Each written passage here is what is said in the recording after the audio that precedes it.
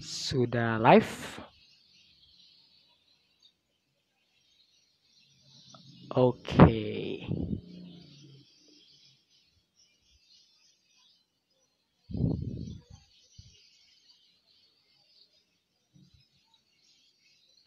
Kita akan menunggu Dokter Andika ya. Sudah ready, maka akan kita mulai.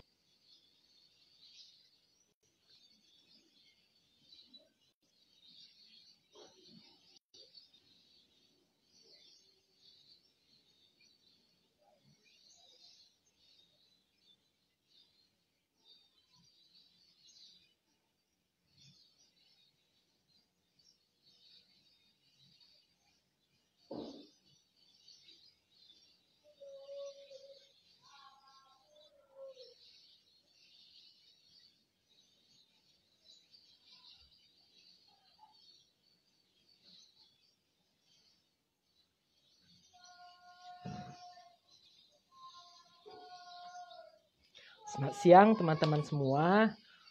Selamat bergabung dengan live IG IE PEMA FK USU yang kedua. Setelah yang pertama bersama Dr. Teti, akhirnya kita bisa ada kesempatan untuk mengadakan yang kedua.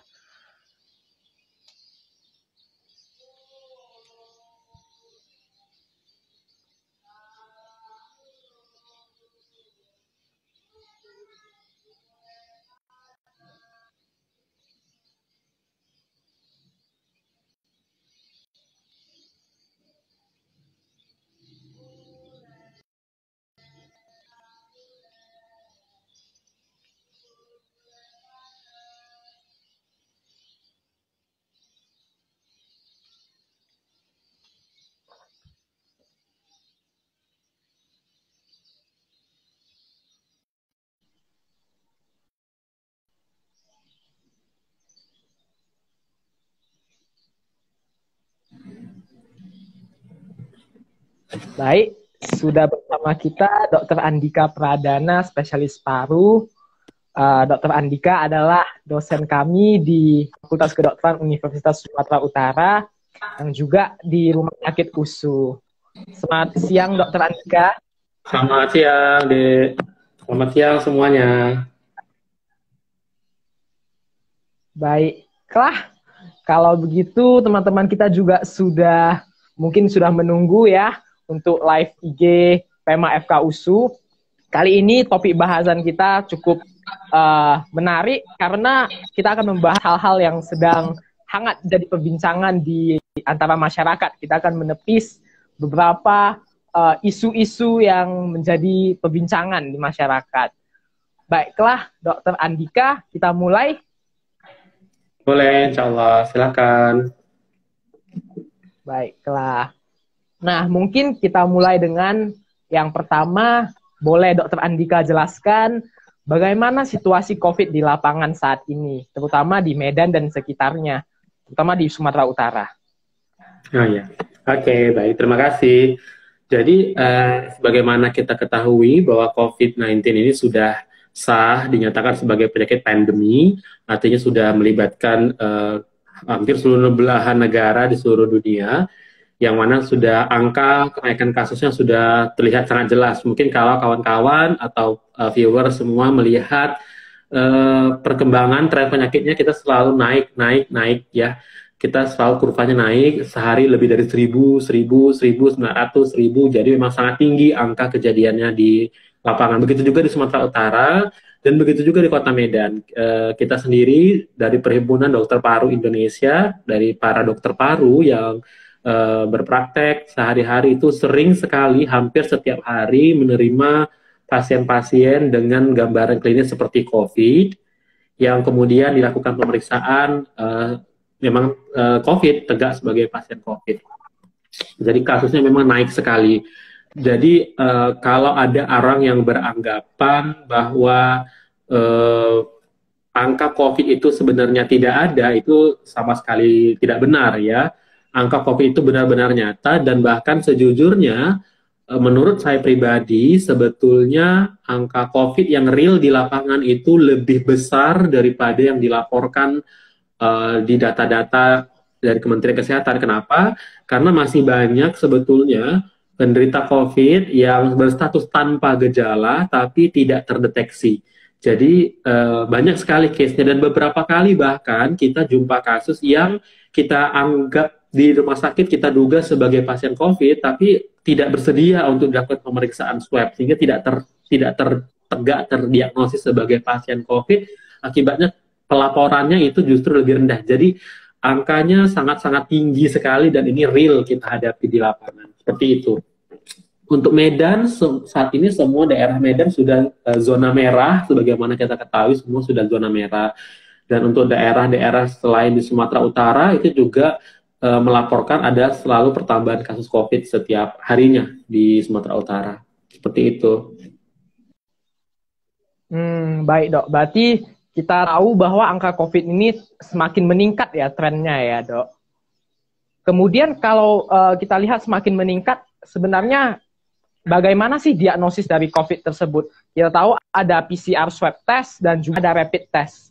Nah, berapa kalikah mungkin rapid test itu agar bisa disebut tegak diagnosa COVID, ataupun berapa kalikah rapid test itu agar diagnosa COVID ini dapat disingkirkan? Ya, baik. Jadi, sebetulnya untuk mendiagnosis COVID itu mutlak berdasarkan hasil PCR, ya, swab test. Hasil swab test yang dilakukan dengan pemeriksaan PCR. Kenapa? Dengan swab test itu kita mendeteksi partikel kuman, yaitu RNA kuman, RNA si virus tadi yang terdeteksi dengan pemeriksaan PCR. Nah, di awal kita akan lakukan pemeriksaan PCR sebanyak 2 kali berturut-turut. 2 kali berturut-turut. Jika salah satunya positif, maka itu langsung dinyatakan positif. Jadi untuk menyatakan seorang pasien tegak terdiagnosis sebagai pasien COVID, itu mutlak menggunakan parameter dari hasil swab, hasil PCR atau swab. Jadi tidak menggunakan hasil rapid test. Mengapa tidak menggunakan rapid test? Karena rapid test itu yang dideteksi adalah imunoglobulin, baik IgM maupun IgG. Nah, ada beberapa kelemahan dari rapid test. Yang pertama, rapid test ini kalau dia positif itu belum tentu menyatakan COVID. Kenapa? Karena rapid test hanya mendeteksi antibodi terhadap semua jenis strain coronavirus. Kalau kita lihat di urutan genomnya itu, di peta kumannya itu, coronavirus itu ada banyak strainnya ya, ada banyak sekali variannya. Termasuk yang pernah heboh adalah SARS tahun 2003, kemudian MERS tahun 2014, dan ada kalau saya tidak salah ada 4 varian coronavirus lainnya yang itu bisa menginfeksi manusia sehari-hari bisa saja. Nah, semua jenis coronavirus ini kalau memang sudah pernah menginfeksi seseorang dan orang itu dilakukan rapid test, maka hasilnya akan positif walaupun itu bukan COVID. Jadi itu bisa semua jenis coronavirus. Jadi rapid test tidak digunakan untuk standar diagnosis. Dia hanya membantu untuk men-screening awal pasien-pasien COVID. Nah, begitu pun juga sebaliknya. Kalau hasil rapid testnya negatif, juga belum tentu pasti tidak COVID, belum tentu. Karena kalaupun memang dia COVID, sebagaimana kita jelaskan rapid test tadi itu menggunakan imunoglobulin. Imunoglobulin baik IgM maupun IgG. Sayangnya imunoglobulin M itu baru naik, kadar titernya itu paling cepat sekali itu hari-hari ke-5, 6, 7. Baru dia naik, baru dia terdeteksi oleh rapid test. Sehingga kalau pasien ini datang, baru hari ketiga atau hari kedua, kita lakukan pemeriksaan rapid test, seringkali hasilnya akan negatif. Dan itu sudah beberapa kali case seperti ini kita jumpai real di lapangan. Kenapa? Jadi banyak pasien yang saya lihat foto ronsennya, saya lihat klinisnya, saya lihat gejala pasien, saya yakin sekali ini COVID. Tapi karena dia baru 2 hari, baru 3 hari, kita periksa rapid test hasilnya negatif. Dan seiring waktu, perkembangan gejala klinisnya tambah progresif, tambah buruk. Kemudian kita ulang rapid test di hari ke-7 atau hari ke-8, dan benar, ternyata hasilnya positif. Jadi memang hasil negatif itu tidak menidakkan. Makanya dari Kementerian Kesehatan menyatakan kalau hasilnya negatif, tapi kita curiga kuat ini pasiennya mengarah ke COVID, boleh diulang rapid test setidaknya kurang lebih 10 hari lagi, atau di hari di mana kita yakin bahwa ini sudah bisa terdeteksi. Jadi, rapid test tersebut dinyatakan tidak terlalu sensitif dan juga tidak terlalu spesifik. Tapi apa boleh buat, di dalam keterbatasan sarana, rapid test ini cukup membantu untuk men-screening pasien-pasien COVID. Karena sebagaimana kita tahu bahwa swab itu butuh waktu ya untuk keluar hasilnya. Dia butuh waktu untuk keluar hasilnya, jadi nggak bisa langsung diperiksa saat ini juga keluar. Jadi ya, karena untuk menunggu itu terpaksa kita masih menggunakan rapid test. Seperti itu, Niko. Baik, Dok. Tadi dokter ada juga menyebutkan bahwa gejalanya muncul dahulu, tapi rapid testnya belum terdeteksi ya, Dok. Nah, mungkin sekedar mengingatkan kembali kepada followers kita ataupun viewers kita, bagaimana gejala COVID yang bisa kita curigai sebagai COVID. Terkadang banyak masyarakat sakit sedikit langsung dianggap COVID, sakit sedikit mencurigai COVID. Bagaimana, Dok, tanggapannya? Ya, jadi spektrum klinis atau gejala klinis dari COVID ini sangat bervariasi, dari mulai gejala klinis yang ringan sampai gejala klinis yang berat. Gejala klinis yang ringan itu seringkali pasiennya bisa tanpa gejala atau disebut OTG ya, orang tanpa gejala. Bahkan dia pun tidak sadar dia adalah penderita COVID sebelum dia diperiksa. Nah, pasien-pasien ringan ini tidak bergejala, kalaupun ada gejalanya hanya batuk sesekali. Jadi kalau tidak dilakukan swab, dia mungkin nggak tahu bahwa dia adalah penderita COVID. Biasanya orang-orang ini tahunya dia itu ketahuan dia penderita COVID karena dia kontak erat dengan pasien yang menderita COVID. Dan ini seringkali terjadi pada petugas kesehatan. Jadi petugas kesehatan sehat-sehat aja, dokter, perawat sehat-sehat aja, tapi dia merawat pasien, kebetulan pasiennya ketahuan confirm COVID positif, kemudian dia, aduh saya kayak mana ya, saya mau periksa dia, atau tahu dia positif, padahal dia nggak ada gejala, itu bisa terjadi. Nah, gejala yang ringan, itu gejala ada 3, ada yang ringan, ada yang sedang, ada yang berat. Gejala yang ringan, itu dia hanya batuk, atau demam, atau nyeri tenggorokan. Ya, biasanya onsetnya akut, jadi cepat, dan demamnya bisa tinggi. Tapi demam tinggi ini tidak bisa dipastikan ya patokannya, karena bisa gejala sangat bervariasi. Untuk gejala yang sedang, dia biasanya mulai mengeluhkan sesak nafas yang lebih berat, dan pada pemeriksaan radiologis biasanya sudah mulai menunjukkan kelainan pada fototoraks misalnya, yaitu nampaknya muncul infiltrat yang dominan di perifer, biasanya bilateral, atau kalau dilakukan CT scan akan nampak gambaran ground glass opacities. Itu sangat sugestif ke arah COVID-19 ya. Dan ada gejala berat. Kalau gejala berat, ini pasiennya sudah mengalami desaturasi. Jadi saturasi oksigennya itu turun jatuh. Kalau kita sebutnya kayak jatuh terjun bebas gitu ya, jatuh. Jadi kalau tidak disupport dengan oksigen, itu saturasi oksigennya bisa jatuh sampai 80-an, 70-an. Bahkan saya pernah jumpai saturasi oksigennya 60-an. Padahal nilai normalnya itu 93 sampai 98%. Nah, itu pasien-pasien COVID kita pernah dapat case 60-an. Bahkan guru saya pernah melaporkan dia dapat case saturasinya bisa sampai 40-an. Itu menandakan progresnya sangat berat. Dan salah satu ciri khas COVID ini progresivitasnya sangat nyata. Jadi kalau pasien-pasien itu sangat berat, kita bisa lakukan foto ronsen atau foto toraks serial per hari, dan kita akan lihat pertambahan infiltratnya yang progresif dari mulai perifer, nambah sampai bisa penuh seluruh kedua lapangan paru. Itu salah satu ciri khas COVID. Nah, itu gejala-gejala yang umum dijumpai. Seperti itu, Niko. Baik, Dok. Berarti tadi sudah dijelaskan gejalanya ada ringan, sedang, berat, kemudian yang ringan itu seringkali cuma sekedar batuk-batuk biasa ya, Dok ya? Iya. Kemudian, Dok, ke beberapa waktu yang lalu ada heboh disebutkan penelitian tentang plasma konvalesen, yaitu memasukkan plasma dari pasien yang sembuh COVID ke pasien COVID tersebut sendiri. Nah, bagaimana, Dok, perkembangan dari penelitian plasma konvalesen begini? Apakah sudah ditemukan indikasi ataupun efek samping dari penggunaan plasma konvalesen? Nggak, putus suaranya tadi, nggak terdengar mengenai plasma konvalesen. Plasma konvalesen. Bagaimana penelitiannya saat ini, Dok? Bagaimana perkembangannya? Apakah sudah ada indikasi yang menunjukkan harus menggunakan plasma konvalesen ataupun efek sampingnya? Ya, jadi mengenai plasma convalescence, kita tahu bahwa kalau orang sudah pernah sakit, maka dia akan membentuk imunoglobulin terhadap partikel penyebab mikroorganisme penyebabnya tersebut. Jadi prinsip plasma convalescence ini adalah memindahkan imunoglobulin dari orang yang sudah pernah sakit untuk diberikan ke pasien yang sedang sakit. Nah, jadi kalau berdasarkan trial, ini plasma convalescence trialnya sangat menjanjikan.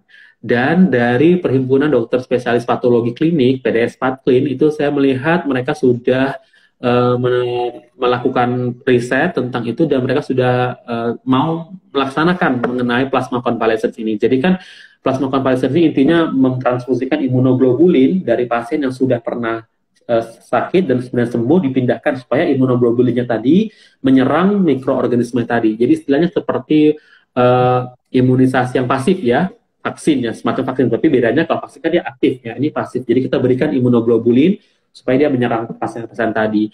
Nah, tapi di Medan, setahu saya baru mau akan dimulai. Waktu itu info yang saya dapat di Adam Malik itu sedang persiapan akan dimulai. Saya kurang tahu apakah sudah ada pasien yang menerima, tapi waktu itu info terakhir saya terima sedang persiapan mencoba untuk akan memulai plasma convalescence ini bersama dengan Perhimpunan Dokter Spesialis Patologi Klinik sebagai yang lebih expert di bidang plasma convalescence.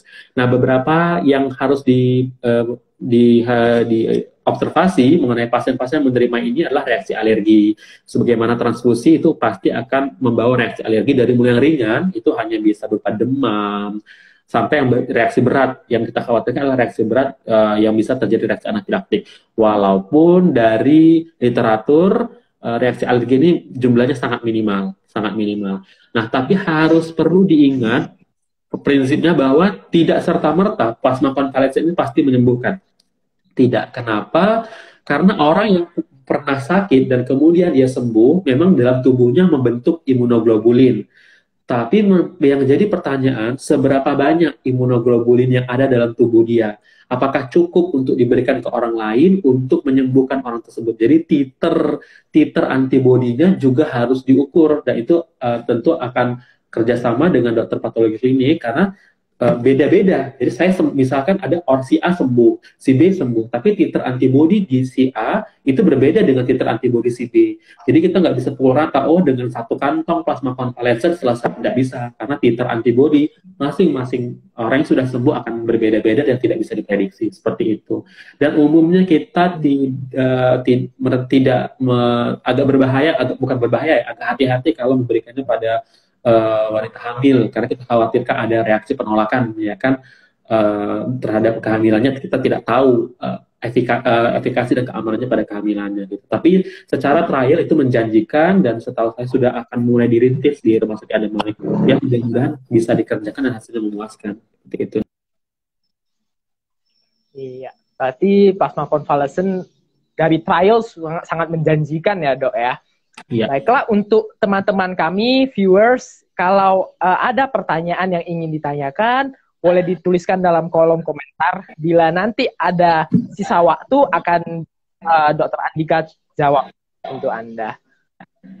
Baiklah dok, kemudian selain plasma convalescent, baru-baru ini juga dikabarkan bahwa dexamethasone digadang-gadang menjadi terapi untuk COVID-19. Nah, mungkin bagi mahasiswa kedokteran, kami sedikit kebingungan karena dexamethasone tersebut sendiri kita kenal sebagai imunosupresan. Bagaimana kerjanya sehingga bisa disebut obat untuk COVID-19? Ya, jadi ini perlu saya luruskan. Media terlalu memblow up judul besarnya saja. Steroid can improve patient with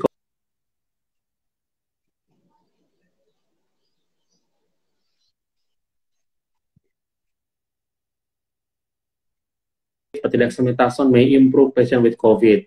Tapi mereka tidak membaca detail dari jurnal yang menyebutkan penelitian tersebut, bahwa itu hanya diindikasikan pada kasus severe pneumonia.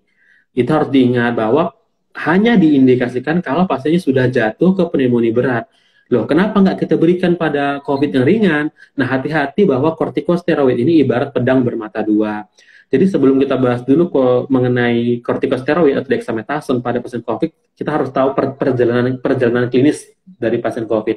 Jadi begitu virus itu masuk, ya kan, virus itu masuk, dia akan menyerang sel pneumosit tipe 1, pneumosit tipe 2 yang ada di paru-paru, yang ada di alveolus. Dia akan mengakibatkan kerusakan di paru-paru dan dia akan bereplikasi dengan sangat cepat. Ini pada awal-awal.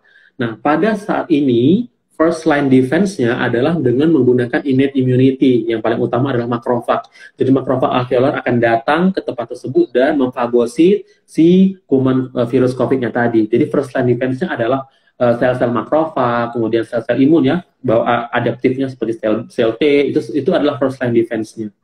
Jadi, kalau pada pasien yang di fase awal kita langsung tembak dengan kortikosteroid, ini justru merugikan. Kenapa? Karena kita tahu bahwa kortikosteroid itu bekerja dengan cara mengaktifkan enzim histon deasetilase, ya kan?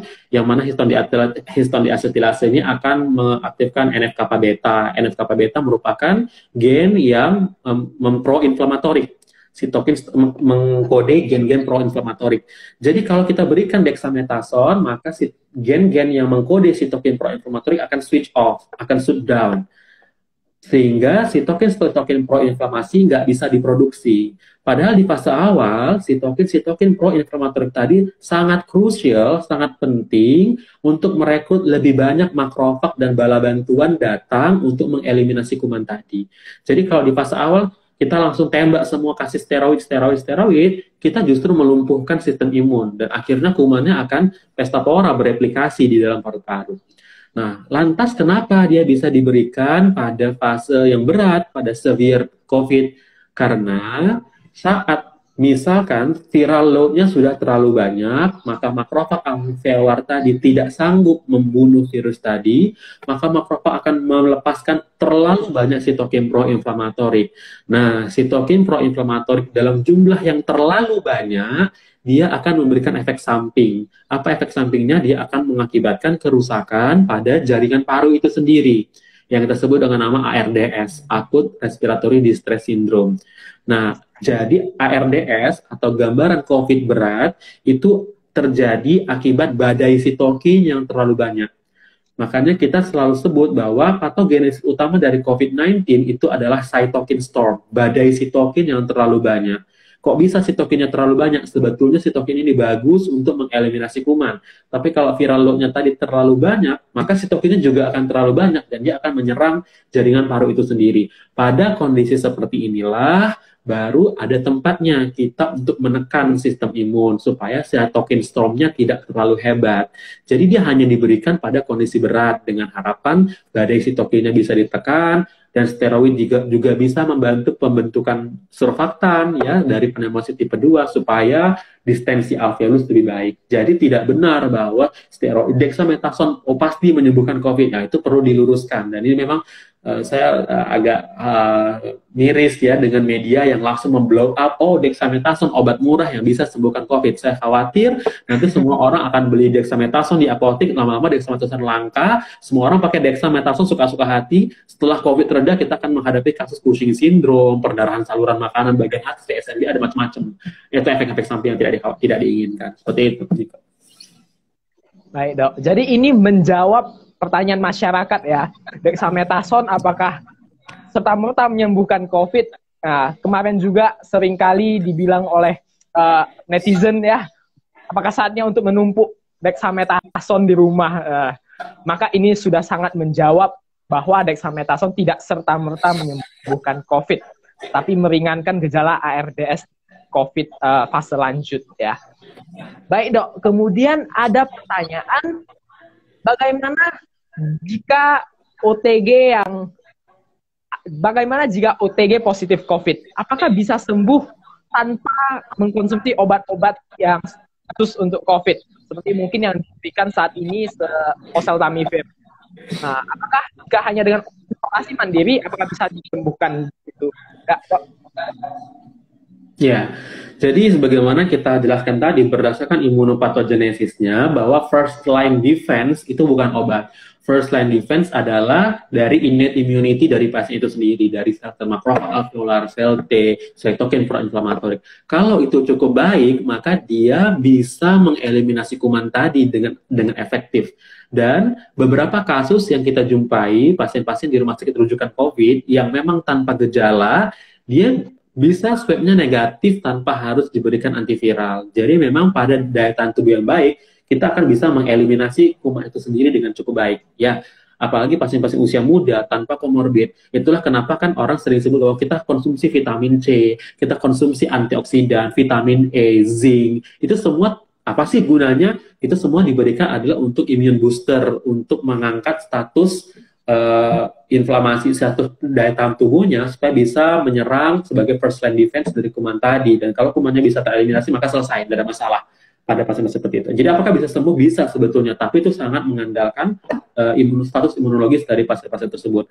Nah, makanya mengapa yang kita sering jumpai kasus-kasus berat di lapangan itu adalah pasien dengan komorbid atau pasien yang memang usia lanjut. Itu yang memang sangat rentan. Dan beberapa kali kita jumpa case yang progresif, itu memang pasien usia lanjut yang tidak bisa lagi daya tahan tubuhnya menyerang. Apakah ada buktinya pasien yang tidak diobati hasilnya negatif? Ada. Ya, sudah negatif bisa dan dinyatakan sembuh. Baik dok, mungkin ada satu pertanyaan yang saya lihat dari kolom komentar. Ini berkaitan dengan yang sedang kita bahas dok, tentang spektrum klinis gejalanya. Apakah ada hubungan dengan perbedaan sekuens pada SARS-CoV-2 dok? Ya, jadi memang diduga ya, memang diduga ada semacam strain-strain tertentu yang akan memberikan manifestasi klinis yang berat, tidak hanya bergantung pada status imunologis orang tersebut. Diduga seperti itu. Karena beberapa kasus kita jumpa kasus COVID-19 pada usia muda tanpa komorbid, tapi jatuh ke kasus berat. Itu beberapa kasus kita jumpa. Kenapa bisa gitu? Nggak tahu. Apakah dia punya penyakit penyerta? Nggak tahu. Dan nggak ada. Jadi pada kasus-kasus seperti itu akhirnya memunculkan kecurigaan bahwa mungkin ada perbedaan sequencing genetik pada si virus-virus tersebut.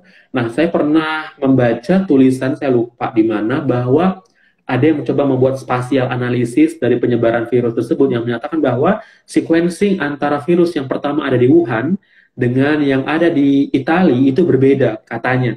Saya tidak tahu, saya tidak baca detail dan saya tidak baca sequencingnya ya. Tapi ada yang menulis seperti itu, sehingga mengapa angka kematian di Italia sangat tinggi, melanjut bebas, karena menurut mereka itu sequencingnya berbeda, sub-strainnya lagi mungkin seperti itu ya. Tapi detailnya saya tidak baca. Dan ada yang menduga bahwa sebagian dari virus yang ada di Italia itu masuk ke Indonesia. Sebagian kecil dari strain itu masuk ke Indonesia, itu menyebabkan ada gejala-gejala berat pada orang-orang tanpa komorbid. Tapi itu dugaan hipotesis. Dan saya tidak baca sequencing langsung. Tapi itu memang menjadi itu menjadi pemikiran dari para dokter paru juga berpikir seperti itu. Kenapa ada orang yang tanpa gejala, tapi ada juga orang muda yang jatuh dalam kondisi berat. Seperti itu. Baik dok. Berarti masih sekedar hipotesis, tetapi juga menjadi dugaan yang kuat ya dok ya? Ya, dugaan kuat. Baiklah. Nah, kemudian ada pertanyaan, ini mungkin sudah timelinenya agak lama ke belakang, karena ini membahas tentang efektivitas hand sanitizer. Jadi mungkin kita segera mengingatkan bagaimana, seberapa efektifkah hand sanitizer dalam membunuh kuman COVID. Ya, jadi kita harus tahu dulu struktur dari virus itu sendiri.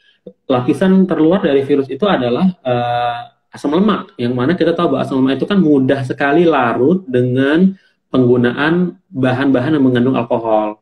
Jadi tidak harus hand sanitizer, apa saja yang berbasis alkohol dia akan mati, dan dia akan cepat mati, akan mati dengan cepat. Ya, karena memang sebenarnya struktur virus itu dia larut dengan lemak, dia akan hancur dengan larut dengan alkohol. Ya, lapisan pembungkus lipid dari kuman itu akan larut dengan alkohol. Jadi segala jenis, nggak harus merek-merek tertentu. Ya, apa saja yang berbasis alkohol itu bisa digunakan. Dan itu efektif, dan sangat saya sarankan bahwa kita semua, apalagi masuk kedokteran, mungkin sangat saya sarankan mengantongi hand sanitizer kemana-mana. Ya, itu jauh lebih efektif karena kita tidak tahu tangan kita hinggap kemana-mana. Berarti penggunaan hand sanitizer sangat disarankan ya dok ya? Ya. Kemudian dok, bagaimana ketika nantinya kita masuk ke era fase-fase new normal, sementara fase new normal sudah mulai masuk, dimulai di daerah-daerah di Jawa, bagaimana kita menanggapi bahwa ada masyarakat yang beranggapan sangat takut ke dokter untuk memeriksakan kesehatannya karena takut akan didiagnosa COVID dan lain sebagainya. Ya, memang ini jadi dilema di era saat ini ya. Kenapa ya? Karena ya tidak bisa kita pungkiri bahwa sebagian orang takut ke dokter, takut tahu nanti dia jadinya COVID gitu ya. Tapi lebih baik ketahuan daripada dia menjadi sumber penularan. Yang kita khawatirkan adalah dia menularkan ke orang lain dan orang lain tersebut tidak memiliki daya tahan yang bagus, akhirnya orang yang ditularkan itu mengakibatkan gejala yang buruk pada pasien tersebut. Dan harus diingat bahwa spektrum gejala kan tadi sangat luas ya. Seperti tadi kita pernah jumpa beberapa kasus yang pasien COVID tidak ada keluhan batuk, tidak ada keluhan demam, tidak ada keluhan sesak nafas, keluhannya hanya tidak bisa menghidup ya, hiposmia, tidak bisa menghidup atau mencium aroma. Ya, hiposmia atau hipogesia, tidak bisa merasakan. Nah, itu juga termasuk gejala COVID. Kenapa bisa kayak gitu? Kita balik lagi ke struktur anatomi dari saluran napas atas. Kita tahu bahwa di hidung itu nervus olfactorius itu kan berjalan di bagian atap langit-langit hidung. Jadi ini hidung bagian atasnya itu ya, kemudian ditembus oleh nervus olfactorius. Jadi nervus olfactorius itu kan tembusannya ada di rongga hidung. Di bagian atas. Jadi kalau invasi virus mengakibatkan udem atau kerusakan pada pada saluran nafas atas dan juga mengakibatkan kerusakan pada nervus olfactorius, ya tentu efeknya adalah dia tidak bisa menghidup. Nah itu salah satu gejala. Itu juga gejala. Apakah kita jumpa kasusnya banyak? Ya kita jumpa banyak kasusnya. Walaupun kalau di laporan dia katakan kisaran angkanya 20-an%, 20-25%. Tapi itu gejala. Nah, kadang-kadang orang nggak sadar, cuma kayak gini aja kok, ngapain saya periksa ke dokter, gitu ya. Padahal dia infeksius. Nah, jadi dia harus diperiksa. Kita harus tahu bagaimana status epidemiologisnya. Beberapa hari yang lalu saya ikuti kuliah dari Dr. Putri Khairani Eyanur, mungkin kenal ya, dosen kita juga di bagian epidemiologi. Beliau memang S3 PhD-nya di bidang epidemiologi dan beliau menjadi gugus tugas untuk bagian epidemiologi untuk COVID. Dan beliau menyatakan R0 itu adalah sebaran penularan penyakit. Sebaran penularan penyakit atau potensi penularan penyakit di Kota Medan atau di Sumatera Utara itu masih berkisar 1,7 atau 1,6, 1,5, 1,7. Dan pada anak-anak itu lebih besar lagi, sampai 2, sekian. Apa maksudnya 1,6, 1,7? Artinya, satu orang yang sakit COVID, dia bisa menularkan 1,6 lagi. Jadi lebih dari satu orang yang bisa dia tularkan, itu R0. Nah, untuk anak malah lebih besar, itu 2, ya. Jadi satu anak dia bisa menularkan ke 2 anak lagi, 2, sekian. Jadi kalau ini tidak dideteksi, tidak diperiksa dengan cepat, angkanya akan makin meningkat. Ini kenapa kita dapatnya 1000 sehari 1000 ya gara-gara ini. Jadi begitu kena dapat satu orang, ini satu pasien COVID, berarti ada sebetulnya 1,7 lagi di sana yang belum terdeteksi tapi dia sudah menularkan. Nah, itu harus deteksi. Jadi periksakan saja ke dokter daripada terabaikan, akhirnya kita menularkan lebih banyak. Nah, dokter juga nggak akan serta-merta langsung menyatakan semua pasien COVID. Ya, sejujurnya juga dokter paru lah, kita sebagai dokter paru agak sakit kepala kalau dapat pasien COVID, ya kan? Karena ribet pengobatannya. Kalau bisa nggak usah saya naikkan COVID, nggak usah saya naikkan COVID. Jadi lebih gampang, ini TB jelas, ini PPOK asma ya jelas. Tapi begitu ini pneumonia, saya harus hati-hati, kan terpaksa kita periksa rapid test, kita periksa foto toraks. Ya kalau memang curiga COVID kita akan kerjakan. Jadi jangan takut berobat ke rumah sakit karena kita juga nggak pukul rata semua yang datang ke rumah sakit itu COVID. Kalau memang nggak ada gejala nggak akan kita lakukan sebagai COVID seperti itu. Mungkin ini sekedar mengingatkan masyarakat ya dok. Bila kita ternyata didiagnosis positif COVID, apakah langsung akan diisolasi di rumah sakit?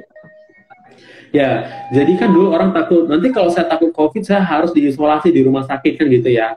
Nah, jadi dari WHO kan sudah menyatakan bahwa sebetulnya kalau isolasi ringan dan pasiennya bisa mandiri, dia boleh home isolasi. Dan itu juga sudah dikeluarkan oleh Kementerian Kesehatan, sudah official. Ya, dari Kementerian Kesehatan, dan rumah sakit rujukan sudah menerima itu suratnya. Jadi kalau pasien ini gejala ringan atau bahkan OTG dan pasiennya bisa mandiri, dalam artian dia masih usia muda, tidak ada penyakit penyulit, dia bisa beraktivitas sendiri, maka dia diperbolehkan home isolasi dengan catatan ada pemantauan dari petugas kesehatan terdekat. Dalam hal ini adalah petugas kesehatan di puskesmas. Si petugas puskesmas juga tidak harus datang tiap hari, dia boleh melakukan monitoring dengan telemedicine. Jadi dengan melakukan calling atau telepon atau video call boleh untuk pasien yang gejala ringan, ya. Tapi kalau gejala sedang dan gejala berat itu sangat disarankan untuk ke rumah sakit karena seperti kita jelaskan tadi progresivitasnya sangat berat seperti itu. Dan satu lagi perlu diingat bahwa untuk menyatakan sembuh kan harus di swab ulang, ya kan? Jadi kalau dia tidak melapor ke puskesmas, ya, siapa yang akan melakukan swab ulang? Seperti itu, nggak tahu, jadi nggak akan bisa dinyatakan sembuh, jadi harus lapor ke petugas kesehatan. Baik dok, kemudian ini mungkin pertanyaan dari abang kakak kita yang sedang koas di rumah sakit ya dok. Bagaimana, apakah FK USU siap menerapkan new normal dan bagaimana dengan koas di rumah sakit, apakah siap dan bagaimana menyiapkan diri untuk siap? Jadi kita sebelum membahas new normal harus tahu dulu apa itu definisi new normal. Jadi ada kurva new normal. Kemarin sudah pernah saya bicara dengan Dr. Putri Khairani Eano, dan beliau menjelaskan sangat bagus. Jadi kalau ini garis, ini kita normal seperti ini, kemudian tiba-tiba terjadi ledakan COVID, kemudian sampai ke puncak, dan kemudian turun. Nah turunnya itu tidak akan pernah kembali ke titik awal. Kenapa? Karena COVID-nya akan tetap ada, dia akan tetap beredar sampai kapanpun. Nah, disinilah titik di mana kita harus maju ke aktivitas, dan di sini namanya new normal. Jadi titik awal normal dengan new normal itu tidak sama, itu harus sadar.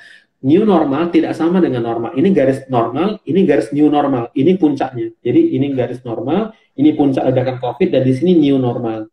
Jadi COVID tetap ada.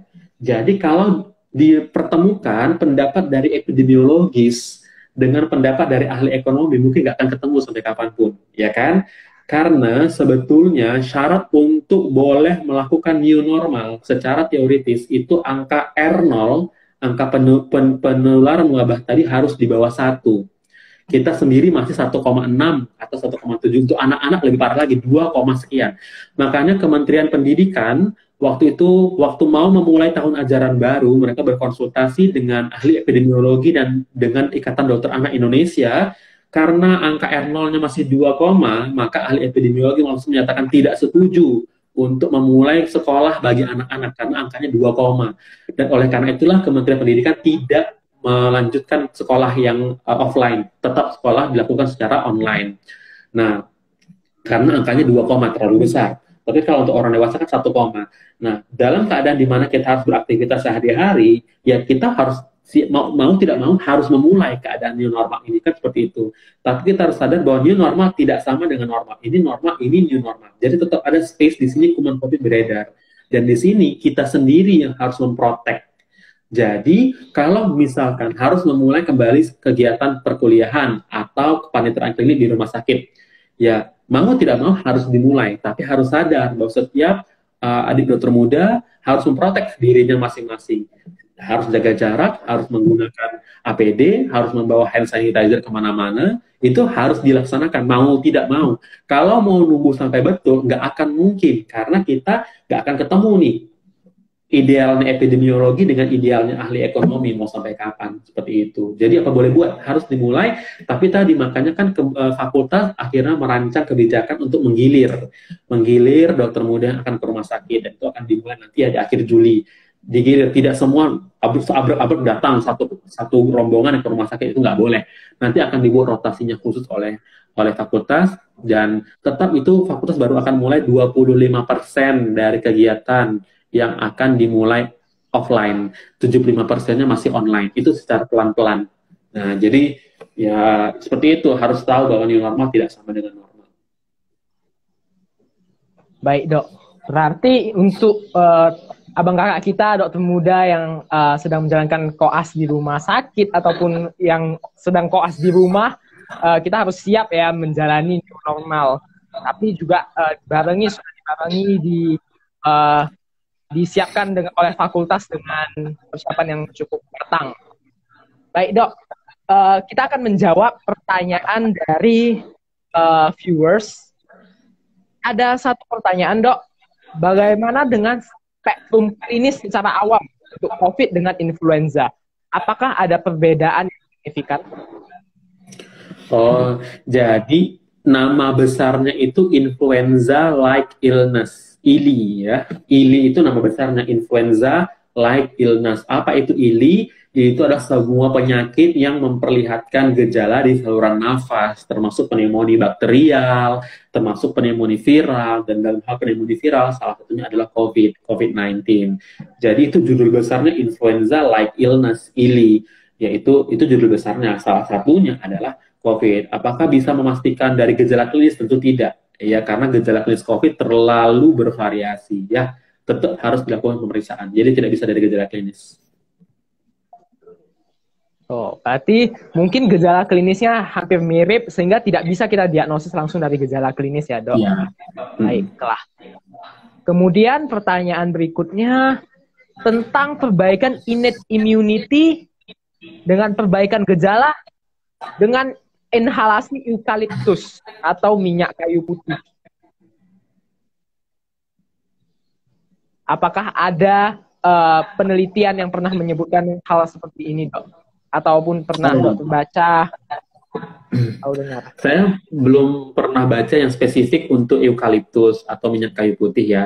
Tapi kalau kita pandang judul besar, ini kan fitofarmaka, pengobatan yang berbasis pada tumbuh-tumbuhan. Jadi banyak ya pengobatan berbasis tumbuh-tumbuhan itu banyak yang punya potensi sebagai imunomodulator. Ya tidak hanya eukaliptus yang sudah banyak diujikan itu misalkan Nigella sativa atau jintan hitam ya kan. Jintan hitam itu mengandung senyawa golongan timokuinon. Timokuinon itu adalah antioksidan yang sangat poten, sangat kuat sebagai antioksidan. Nah, mengenai eukaliptus apakah ini bisa? Ya, mungkin bisa, saya belum pernah baca detailnya. Tapi kalau dia inhalasi saya belum tahu ya, karena kalau inhalasi saya khawatir efek imunomodulatornya tidak tercapai. Karena kalau inhalasi kan berarti dia hanya lokal. Apakah ini digunakan untuk membantu meredakan gejala tadi hiposmia? Itu mungkin ya, mungkin saja. Karena kan dia punya efek sensasi dingin, membuat vasokonstriksi sehingga udemnya berkurang, sehingga serabut sarafnya terbuka lagi, itu mungkin saja. Tapi kalau apakah dia sebagai menyembuhkan, wah ini harus trial. Dan itu saya belum pernah baca yang potensinya kuat sebagai antioksidan itu seperti tadi ya, zinc, kemudian timokuinon itu banyak terbukti. Baiklah dok. Kemudian ada satu pertanyaan tentang penggunaan pemeriksaan TCM. Kemarin juga pernah dikuliahkan tentang penggunaan tes cepat molekuler untuk mendeteksi atau mendiagnosis COVID-19. Bagaimana dok, tanggapan dokter? Ya, sangat akurat dan sangat terbantu. Jadi TCM, tes cepat molekuler itu kan sebetulnya sama prinsipnya dengan PCR. Prinsip besarnya sama ya, sama-sama sequencing genetik untuk mendeteksi gen. Ya sama, jadi kita sangat terbantu dengan adanya TCM yang sudah digunakan dengan untuk diagnosis COVID. Kalau info dari Dr. Lia, penanggung jawab mikrobiologi ya, dengan menggunakan TCM kita bisa cepat hasilnya, 45 menit bahkan bisa keluar sampai 1 jam. Sebetulnya dengan PCR pun bisa cepat ya. Yang buat lama itu adalah antriannya. Mungkin pernah lihat ya, fotonya pernah beredar waktu dulu masih cuma ada di Jakarta, waktu itu belum dibuka di Sumatera Utara. Antrian di laboratorium itu satu kamar, satu ruangan penuh, isinya hanya pot nasal swab aja. Itu antriannya. Jadi sebenarnya pemeriksaannya bukan lama-lama sekali kan, sequencing PCR itu kan ya butuh waktu, tapi tidak sampai berhari-hari. Yang berhari-hari itu adalah ngantrinya. Nah dengan adanya TCM, kita bisa buka di Sumatera Utara, ya di Rumah Sakit Adam Malik, itu sangat membantu. Akurat, iya akurat, karena kan dia sama-sama mendeteksi materi genetik, dalam hal ini adalah RNA si virus tadi. Jadi prinsip TCM itu ya sama dengan PCR.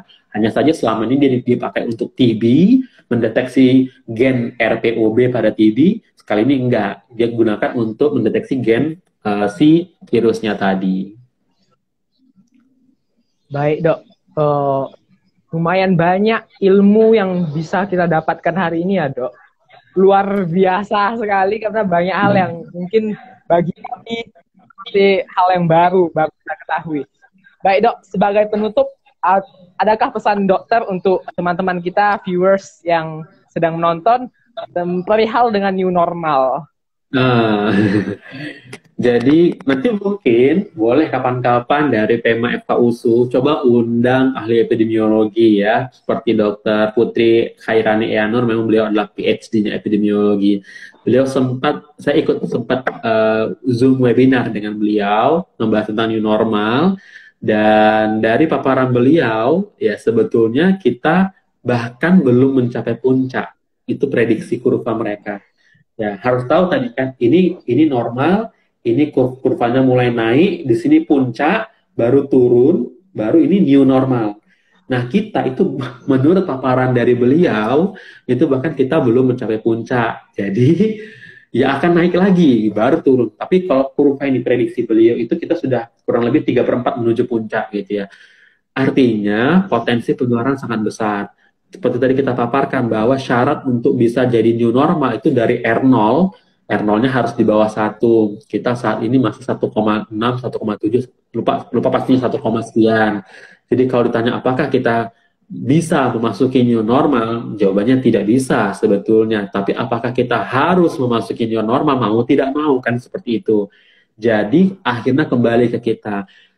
Jangan terlalu berpatokan pada, mungkin sebagai mahasiswa kedokteran, mungkin viewers atau kawan-kawan pernah baca tentang herd immunity gitu ya. Oh, nanti kan akan terbentuk sendiri herd immunity. Kemudian saya bisa beraktivitas normal. Herd immunity itu harus kita pahami dulu. Ada 2 cara untuk membentuk herd immunity. Cara pertama adalah dengan vaksinasi. Dan jangan bicarakan kapan vaksin COVID ini akan terbentuk. Itu long time ago, masih lama lagi lah. Vaksin itu tidak sebentar trialnya. Jadi cara kedua adalah dengan membentuk herd immunity adalah dengan mencarat banyak komunitas atau pasien yang terinfeksi dan sakit dan kemudian sembuh dan akhirnya kebal. Tapi cara kedua ini adalah hukum rimba. Hukum rimba, yang kena lah, yang sembuh ya sembuh, yang meninggal ya sudah, apa boleh buat. Nah, artinya kalau kita mengandalkan herd immunity untuk memasuki new normal, ya kita berhadapan dengan hukum rimba. Artinya kita hanya benar-benar kembali ke daya tahan tubuh kita. Maka proteksi tubuh kita. Jangan beranggapan bahwa COVID adalah konspirasi. Ini sebetulnya tidak ada. Jangan sampai ada mahasiswa kesehatan yang beranggapan seperti itu, ya. Ada. Saya kadang-kadang miris loh sebagai petugas kesehatan, bahkan kadang-kadang kita difitnah. Katanya kita menyuntikkan virus tersebut ke pasien, sehingga pasien itu jadi positif. Saya ketawa ya, virusnya aja kita nggak bisa lihat gimana cara menyuntikkannya ya. Nah, jadi akhirnya kita harus siap mau tidak mau menghadapi new normal ini, protek diri masing-masing. Ya, jangan ada lagi, apalagi mahasiswa kesehatan yang tidak menggunakan masker kalau di luar, tidak mengantongi hand sanitizer, kemudian tidak physical distancing. Ya, boleh nggak makan di luar, silahkan, tapi hati-hati, jaga jarak, jaga sanitasi ya. Kalau masih bisa makan di rumah silahkan. Ya tidak dilarang. Boleh nggak beraktivitas kuliah? Ya silahkan. Tapi jaga jarak, protek diri masing-masing, konsumsi antioksidan silahkan. Ya, yang bisa menjaga status imun tubuh masing-masing. Karena pada akhirnya ya kita new normal itu akan balik ke daya tahan tubuh kita. Kita akan memasuki hukum rimba tadi ya. Yang kuat akan kuat, yang jatuh akan jatuh, ya, survival of the fittest gitu kan. Yang survive adalah orang yang daya tubuhnya kuat. Yang tidak kuat, jangan terjun ke area tersebut, jangan masuk keluar, ya dia udah di dalam rumah saja kalau memang daya tahan tubuhnya tidak kuat atau dia punya komorbid. Seperti itu. Baik dok, luar biasa. Jadi sebagai kesimpulan akan saya simpulkan ya dok, situasi COVID-19 saat ini sudah menjadi pandemi dan tren penyakitnya di Indonesia semakin naik. Di angka COVID di lapangan bahkan diduga lebih besar daripada yang dilaporkan. Nah, sementara untuk diagnosis COVID-19 mutlak masih menggunakan swab test. Tetapi rapid test akan membantu diagnosis dengan mendeteksi IgM maupun IgG. Dan imunoglobulin yang dideteksi juga adalah yang spesifik coronavirus, tetapi belum tentu coronavirus penyebab COVID-19. Sementara IgM juga baru naik pada hari ke-5, 6, ataupun hari ke-7. Kemudian gejala COVID-19 dibagi menjadi gejala ringan, sedang, dan berat. Gejala klinisnya juga bervariasi, terutama dengan keberadaan OTG atau orang tanpa gejala. Kemudian mengenai plasma konvalesen dengan trialnya yang sangat menjanjikan, tapi harus diingat bahwa ada kemungkinan ada reaksi alergi yang harus kita hindari. Kemudian juga untuk jumlah imunoglobulinnya, jumlah titer antibodinya harus diperhatikan. Untuk pemakaian dexamethasone juga hanya bisa diberikan pada fase lanjut, karena jika diberikan pada fase awal akan menghambat perangsangan daripada sitokin, sehingga melemahkan immunity dari pasien tersebut. Sehingga penggunaan dexamethasone harus sangat diperhatikan. Tidak serta-merta dapat menyembuhkan. Kemudian untuk orang tanpa gejala yang positif COVID-19, bisa sembuh tanpa penggunaan obat-obatan, tetapi harus diperhatikan kesehatannya serta imunitas tubuhnya. Kemudian apakah kita siap untuk new normal? Secara epidemiologis mungkin kita belum siap, tetapi kita harus siap untuk menghadapi new normal. Gunakan masker, tetap menjalankan protokol kesehatan, dan juga hand sanitizer sangat disarankan. Demikian untuk live IG PEMA FK USU mengenai COVID-19 dan new normal. Terima kasih banyak Dr. Andika telah berbagi ilmu bersama kami. Ya, terima kasih juga PEMA FK USU. Ya, sangat banyak ilmu yang bisa kami dapatkan. Jadi saya juga merasa viewers juga pasti sangat bersyukur dengan kehadiran Dr. Andika bersama kami di sini. Baiklah, terima kasih juga untuk teman-teman semua yang sudah menyaksikan. Kiranya live IG hari ini dapat menjadi ilmu buat kita terapkan bagi diri kita sendiri dan juga bagi masyarakat di sekitar kita. Baiklah, terima kasih. Sampai jumpa. Terima kasih dokter. Selamat siang semuanya. Untuk live IG-nya akan berusaha kami simpan dan sebarkan melalui IGTV.